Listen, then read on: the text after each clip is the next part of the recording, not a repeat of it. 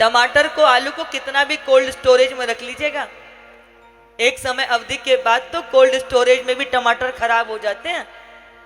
टमाटर खराब हो उससे अच्छा है कि उसकी सॉस बना ली जाए, उसकी चटनी बना ली जाए। हाँ, खराब तो होना ही है ना, रोक तो नहीं सकते ना। रोक पाओगे क्या? नहीं रोक पाओगे ना। परंतु हम क्या करते हैं, भगवान हमें कितना भी हम जोर आजमाते हैं, टिकाने का प्रयास करते हैं। चतुरे हैं ना, चतुरे स्त्रियां तो और भी 4 कदम आगे हैं, अपनी उम्र को इतना छुपा के रखना चाहती हैं। हाँ बिल्कुल युवती। और आजकल तो पता नहीं भगवान इनका क्या ही होगा। आजकल तो ऐसी अंधी दौड़ चली, एक तो पश्चिम और ये टीवी, और ये टीवी तो थी ये मोबाइल, इन्होंने तो हिंदू समाज का ऐसा बेड़ा गर्क किया है कि वो कोई भी ऐरा गहरा नत्थु खेरा आपका रोल मॉडल बनकर के आ जाएगा।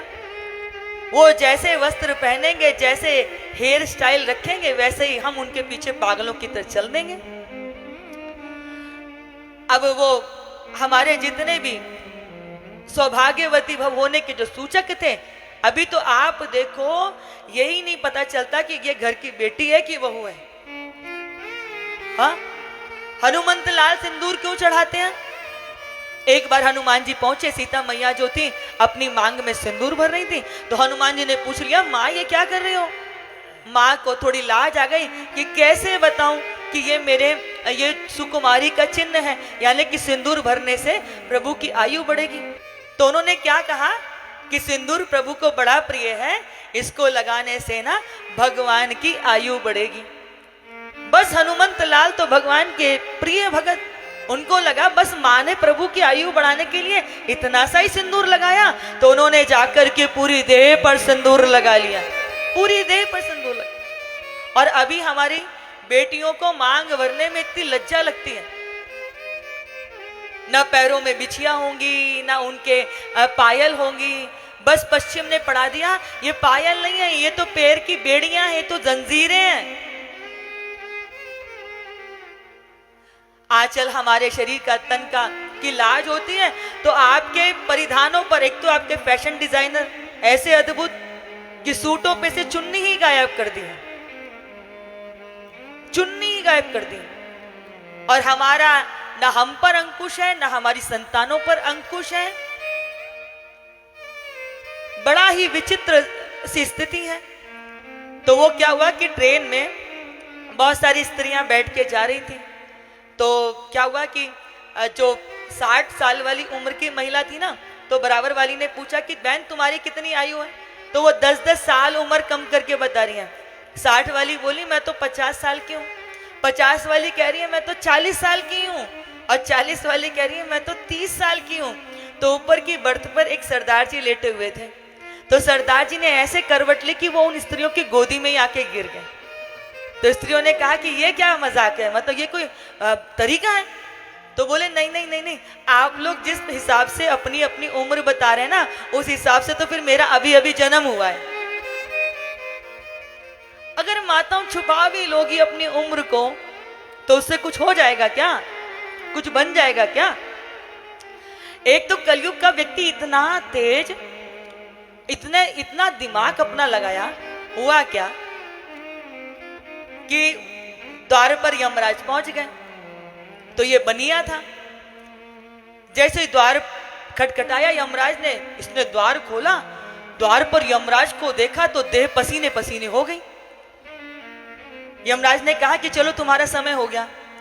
इसने कहा कि थोड़ा मुझे समय दे दीजिए, आप तो अचानक से आ गए, मेरा लेन देन व्यवहार है, कम से कम घर परिवार वालों को कुछ बता तो जाऊंगा, अभी तो घर में कोई है भी नहीं। तो यमराज ने कहा कि देखो अब मैं तुम्हें एक पल के लिए भी नहीं छोड़ूंगा, मैंने तुम्हें बहुत समय दिया, तुम्हें बहुत सारे पत्र भेजे, सूचनाएं भेजी, पर तुमने एक पर भी ध्यान नहीं दिया। अब समय हो चुका है, तुमको चलना ही पड़ेगा।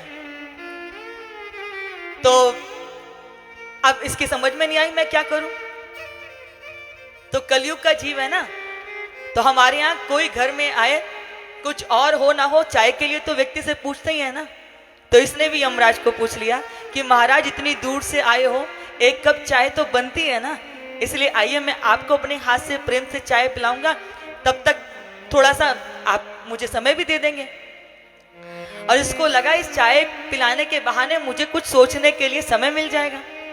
तो ये चाय बनाने के लिए अंदर गया और चाय बनाते बनाते इसे क्या युक्ति आई कि क्यों ना मैं इस चाय में नींद की गोलियां डाल करके इस यमराज को पिला दूं। उसने चाय बनाई, उस चाय में खूब सारी नींद की गोली, एक दो नहीं, पूरी शीशी उड़ेल लाया ये नींद की गोली की और लाके यमराज को दे दिया। यमराज ने चाय पी और जैसे ही चाय पी, चाय पीते पीते नींद आने लगी और ऐसी नींद आई कि यमराज आज खूब, जैसे कहते हैं ना, गुर्राटे बजा बजा के खूब गहरी नींद ली है। अब इसने देखा यमराज के हाथ में एक लिस्ट लगी हुई है, तो जैसे उसने लिस्ट देखी तो उस लिस्ट में सबसे पहला इसी का नाम था।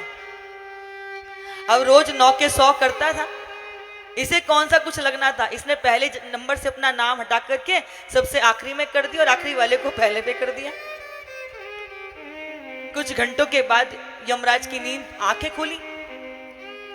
तो जब यमराज की नींद खुली तो यमराज आज कहता है, अरे भैया बहुत वर्षों के बाद ऐसी मीठी नींद आई है, जब देखो इसको लेने जाना, उसको लेने आना, उसको लेके आना, समय ही नहीं मिलता था। आज बहुत समय के बाद इतनी मीठी नींद आई है। आज मैं तेरे से इतना प्रसन्न हूं कि इसी खुशी में मैं इस लिस्ट को उल्टा कर देता हूं। अब पहले से शुरू ना करके आखिरी से शुरू करता हूं।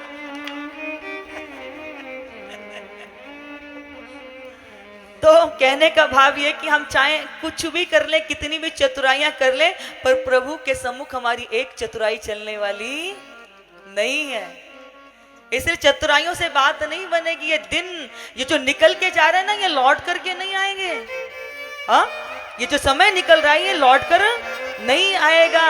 ये जो समय मिला है, समय रहते ही अगर आपने अपने शरीर का, अपने समय का सदुपयोग नहीं किया तो ये समय और ये काया आपको माफ करने वाली नहीं है। ये जो समय मिला है इसका सदुपयोग कीजिए और इसे जो तन मिला है, ये जो काया मिली है, इसको भी आप सुंदर बना लीजिए, तभी जीवन सार्थक होगा। नहीं तो मात्र इस धरती को बोझिल करने के अलावा हम कुछ और नहीं कर पाएंगे।